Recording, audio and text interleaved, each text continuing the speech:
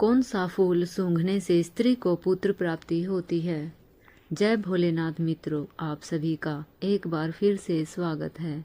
मित्रों, आज की इस अद्भुत और पौराणिक कथा में हम सभी जानेंगे भगवान शिव जी के मुख से उस चमत्कारी फूल के बारे में जिसे सिर्फ सूंघने मात्र से ही स्त्रियों को पुत्र रत्न की प्राप्ति होती है। यह कथा उन सभी माताओं और बहनों को अवश्य सुननी चाहिए जो पुत्र प्राप्ति की अभिलाषा रखती है। मित्रों, जो भी ध्यानपूर्वक श्रद्धा से इस कथा को सुनता है उसे ईश्वर की कृपा से तेजस्वी, सुंदर और गुणवान पुत्र की प्राप्ति होती है। तो आइए मित्रों, आपका अधिक समय न लेते हुए आरंभ करते हैं आज की दिव्य और रहस्यपूर्ण कथा। एक बार की बात है, भगवान शिव जी कैलाश पर्वत पर गहन तपस्या में लीन थे। चारों ओर हिम की शांति, साधना की गूंज और वातावरण में आध्यात्मिक ऊर्जा व्याप्त थी। उसी समय शक्ति माता पार्वती पधारती हैं। माता पार्वती भगवान शिव जी को श्रद्धापूर्वक प्रणाम करके उनके समीप बैठ जाती है, लेकिन उनके मुख पर चिंता की रेखाएं स्पष्ट दिखाई दे रही थी। थोड़ी देर बाद भगवान शिव जी ध्यान अवस्था से बाहर आते हैं और स्नेह भरी दृष्टि से माता पार्वती की ओर देखते हुए मधुर स्वर में पूछते हैं, हे देवी, क्या बात है? आज आप कुछ विषाद में प्रतीत हो रही हो। तुम्हारा मन इतना व्याकुल क्यों है? क्या कोई बात तुम्हें संतप्त कर रही है? भगवान शिव जी के पूछने पर शक्ति माता पार्वती मौन रहती हैं। फिर वे गंभीर भाव से उत्तर देते हुए कहती हैं, हे नाथ, आज मैंने पृथ्वीलोक पर एक दृश्य देखा जिसे देखने के बाद मेरे हृदय में ममता रूपी मोह जागृत हो उठा और वह बार बार मेरे अंतर्मन को विचलित कर रहा है। माता पार्वती की यह बात सुनकर महादेव बोले, हे देवी, आज आपने पृथ्वीलोक पर ऐसा कौन सा दृश्य देख लिया है जिसे देखकर आपका मन व्याकुल हो उठा? आप हमें निसंकोच होकर बताइए। तभी माता पार्वती कहती है, हे नाथ, पृथ्वी लोक पर बहुत सी स्त्रियां हैं जिन्हें संतान सुख की प्राप्ति नहीं हुई और वह इस दुख के कारण बहुत परेशान हैं। वे पुत्र प्राप्ति के लिए विलाप कर रही थी। हे नाथ, ऐसा हृदय विदारक और दारुण दृश्य देखकर मेरा मन व्याकुल हो उठा और मेरे मन में एक जिज्ञासा उत्पन्न हुई। हे नाथ, मैं यह जानना चाहती हूँ कि क्या कोई ऐसा पवित्र उपाय है जिससे निसंतान स्त्रियां सहज रूप से तेजस्वी पुत्र की प्राप्ति कर सके। मित्रों, यह प्रश्न सुनकर महादेव एक रहस्यमयी मुस्कान के साथ बोले, हे देवी, आज आपने संसार की समस्त स्त्रियों के कल्याण के लिए अत्यंत ही सुंदर प्रश्न पूछा है। हे देवी, आज मैं तुम्हें एक ऐसे अद्भुत फूल के बारे में बताऊंगा जिसे सूंघने मात्र से ही स्त्री को पुत्र की प्राप्ति हो जाती है। तभी माता पार्वती कहती है, हे प्रभु, वह कौन सा फूल है जिसे सूंघने मात्र से ही निसंतान स्त्री को संतान की प्राप्ति हो जाती है और उस फूल को किस प्रकार से प्राप्त किया जा सकता है? तभी भगवान शिव जी कहते हैं, हे देवी, आपके इन सभी प्रश्नों का उत्तर मैं तुम्हें एक छोटी सी कथा के माध्यम से देना चाहता हूँ।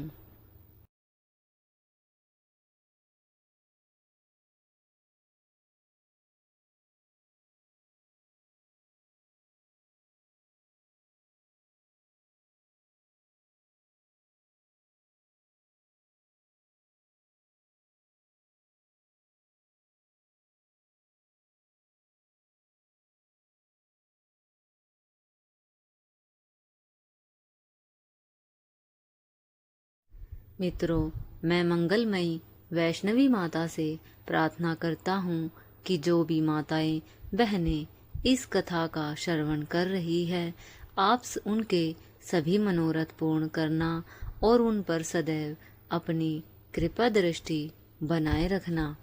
मित्रों, भगवान शिव जी कथा प्रारंभ करते हुए कहते हैं, हे देवी, प्राचीन काल की बात है। गोवर्धनपुर नामक गांव में माधवराम नाम का एक साधारण सा किसान रहता था। उसकी 3 बेटियां थी। किसान ने जैसे तैसे करके 2 बेटियों का विवाह कर दिया था और सबसे छोटी बेटी, जिसका नाम सुरभि था, उसका विवाह अभी तक नहीं हुआ था। सुरभि बहुत ही सुंदर और समझदार थी। एक दिन किसान खेत में काम कर रहा था और उसे लघु शंका लगी। वह झाड़ी की ओट में लघु शंका के लिए गया तो उसने अपने अंग वस्त्र पास की झाड़ियों पर रख दिए। तभी एक काला सर्प आया और उस अंग वस्त्र पर कुंडली मारकर बैठ गया। किसान ने लौट कर देखा तो उसे बहुत डर लगा। उसने किसी तरह साहस करके सांप को हटा की कोशिश की, लेकिन वह सर्प वहीं अडिग बैठा रहा। हार कर किसान घर आया और अपनी बेटियों से कहा कि तुम में से कौन उस सर्प को हटा सकती है। बड़ी और मंझली बेटी ने मना कर दिया, लेकिन छोटी बेटी सुरभि तैयार हो गई। जब वह खेत पहुंची तो उसने देखा सर्प वस्त्रों पर बैठा है, तो उसने उसे हटाने की कोशिश नहीं की, बल्कि कहा, हे नाग देवता, यदि आप इन वस्त्रों पर विश्राम कर रहे हैं तो करिए, मैं कुछ नहीं कहूंगी। तभी वह सर्प मनुष्य रूप में परिवर्तित हो गया। वह एक अत्यंत सुंदर राजकुमार था। उसने कहा, हे कन्या, मैं एक शापित राजकुमार हूँ। 3 वर्ष पूर्व एक ब्राह्मण की बेटी ने मुझसे विवाह की इच्छा की थी, लेकिन मैंने अस्वीकार कर दिया। उसने मुझे श्राप दिया कि मैं सर्प बन जाऊंगा, लेकिन उसने एक उपाय भी बताया कि जब कोई कन्या मेरी सेवा बिना डर के करेगी तो मैं पुनः मानव के रूप में आ जाऊंगा। तुम्हारा साहस और सेवा मेरी मुक्ति का कारण बना। राजकुमार अर्जुन सेन ने कहा, यदि सुरभि 3 वर्षों तक उसकी सेवा करेगी तो वह उससे विवाह करेगा। सुरभि ने हामी भर दी। वह प्रतिदिन खेत में जाती सर्प को अपने साथ ले जाती और एक अद्भुत वैभवगृह में उसकी सेवा करती, उसके लिए भोजन बनाती, उसकी सेवा करती और सायंकाल को उसे फिर खेत में छोड़ जाती। इस प्रकार 3 वर्ष बीत गए। 3 बार सुरभि अपने घर गई। पहली बार जब वह गई तो उसने कहा, मुझे 7 दिन बाद बुला लेना, और वह 7वें दिन लौट आई। दूसरी बार कहा, मुझे 5 दिन बाद बुला लेना, और वह 5वें दिन लौट आई। तीसरी बार उसने कहा, मुझे 3 दिन बाद बुला लेना, लेकिन वह भूल गई और चौथे दिन लौटी। जब वह खेत पहुंची तो सर्प वहां नहीं था। वह रोने लगी, चिल्लाने लगी, लेकिन कोई उत्तर नहीं मिला। वैभव गृह भी अदृश्य हो चुका था। तभी वहां एक तपस्विनी बूढ़ी औरत आई। उसने सुरभि की व्यथा सुनी और कहा कि तेरा पति अब नागद्वीप के राज्य का राजा बन गया है और अब उसे पिछली बातों की स्मृति नहीं है, लेकिन मैं तुझे 3 दिव्य सेब देती हूँ, तो उन्हें लेकर वहां जा जहां वह अब निवास करता है। सुरभि वहां पहुंची और वहां रतनलेखा नामक रानी का राज था। उसने नगर में यह घोषणा करवाई कि जो भी स्त्री सुंदर सूत काट सकती है वह राजमहल में कार्य कर सकती है। सुरभि ने सूत काटना शुरू किया और उसकी सुंदरता से रानी भी प्रभावित हुई। जब वह राजा अर्जुन सेन को देखती तो उसका मन भर आता। तब उसने पहला सेब रानी को दिया और कहा, मैं आपसे कुछ नहीं मांगती, बस एक रात मुझे राजा के पास सोने दीजिए।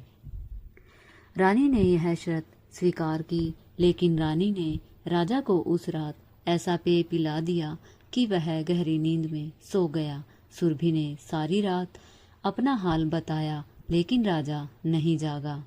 उस दूसरी रात फिर वही हुआ। सुरभि ने दूसरा सेब दिया, लेकिन राजा फिर नहीं जागा। तीसरी रात सुरभि ने अंतिम सेब दिया और कहा, आज मेरी अंतिम रात है। रानी ने फिर राजा को पेय पिलाया, लेकिन उस सेवक ने वह गिलास को गिरा दिया और राजा को नींद नहीं आई।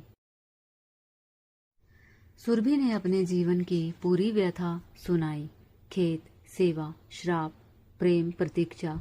और जब राजा अर्जुन सेन ने आंखें खोली तो उसने अपनी पुरानी यादें पुनः प्राप्त कर ली। वह भावुक हो गया और सुरभि को अपनी पत्नी के रूप में स्वीकार किया। कुछ समय बाद एक दिन महल के द्वार पर एक साधु महात्मा भिक्षा मांगते हुए आए। साधु के तेजस्वी और शांत चेहरे को देखकर सुरभि ने तुरंत उनके चरणों में प्रणाम किया और उन्हें आदर सहित भीतर आमंत्रित किया। उसने उन्हें अपने हाथों से भोजन परोसा, जल दिया और उनकी तन मन से सेवा की। साधु महात्मा उसकी भक्ति, नम्रता और सेवा से अत्यंत प्रसन्न हुए।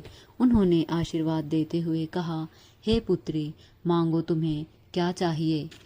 सुरभि ने विनम्रता से हाथ जोड़कर कहा, हे गुरुदेव, मैं केवल एक बात जानना चाहती हूँ। मुझे संतान प्राप्ति का मार्ग बताइए, ताकि मैं भी माँ बन सकूं और इस महल में एक नई आशा का दीप जला सकूं। साधु मुस्कुराए और बोले, हे वत्से, भगवान शिव की कृपा से एक दिव्य उपाय है। इस महल के उद्यान की पूर्व दिशा में एक धतूरे का पौधा है। उसमें जो पुष्प लगे हैं वे अत्यंत शक्तिशाली है और शिवप्रिय है। जब तुम मासिक धर्म के पश्चात पवित्र हो जाओ, तब ब्रह्म मुहूर्त में स्नान करके उस फूल को शिवलिंग पर अर्पित करना। फिर उसी फूल को घर लाकर उसकी सुवास को ग्रहण करना और उस रात्रि अपने पति से संसर्ग करना। ऐसा करने से तुम्हें एक तेजस्वी, धर्मनिष्ठ और सौभाग्यशाली पुत्र की प्राप्ति होगी। साधु महात्मा आशीर्वाद देकर चले गए और सुरभि ने उस दिव्य उपदेश को अपने जीवन का सत्य मान लिया। कुछ दिन बाद जब वह शुद्ध हुई तो विधि पूर्वक स्नान कर वह महल के बगीचे में गई और धतूरे का सुंदर सुवासित पुष्प तोड़कर भगवान शिव के चरणों में समर्पित किया। पूरी श्रद्धा भाव से वह शिवलिंग पर फूल अर्पित करके उसे वापस ले आई और साधु द्वारा बताए अनुसार उसे सूंघा। फिर उसी रात वह अपने पति राजकुमार के साथ एकात्म हुई। समय के साथ ईश्वर की कृपा से वह गर्भवती हुई। जब उसका गर्भकाल पूर्ण हुआ तो उसे एक तेजस्वी, बुद्धिमान और सौम्य पुत्र को जन्म दिया। पूरे राज्य में हर्ष की लहर दौड़ गई। महल उत्सवों से गूंज उठा। नगर में मिठाइयाँ बटी, दान पुण्य हुआ और प्रजा आनंदित हुई। पुत्र के जन्म ने न केवल सुरभि की कोख को बल्कि पूरे राज्य के भाग्य को भी उज्जवल बना दिया। कुछ समय पश्चात सुरभि अपने पति और नवजात पुत्र के साथ अपने पिता के गांव गई। जब पिता ने अपनी बेटी को एक राजसी वेशभूषा में पति और पुत्र के साथ देखा तो उसकी आंखें गर्व और प्रेम से भर गई। सुरभि ने अपने पिता, बहनों और पूरे परिवार को अपनी पूरी यात्रा सर्परूपी राजकुमार की सेवा, वचन, त्याग, संघर्ष, प्रेम और साधु महात्मा द्वारा बताए फूल के रहस्य की संपूर्ण कथा सुनाई।